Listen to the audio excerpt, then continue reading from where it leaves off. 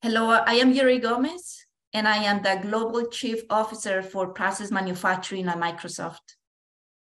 Supply chain end-to-end feasibility is huge. Improving planning and optimizing inventory is another second part.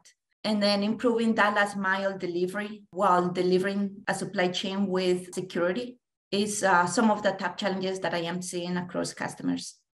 We have a magnificent set of digital solutions, including our most recently announced supply chain center and our own dynamic 365 solutions to improve supply chain management. We also have a wonderful partner ecosystem that addresses all these digital challenges that customers are facing today. Together with our partners, we look at the critical problems that customers are facing in various areas of their supply chain. And then we pinpoint really what are the critical needs that they have and bring that right partner for that right problem to our customers.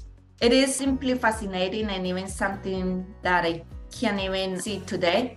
But all I can tell you is there's going to be faster acceleration of solutions in the market, and especially given our OpenAI partnership that is really advancing very quickly how we bring innovation to customers and to the marketplace much faster and much better.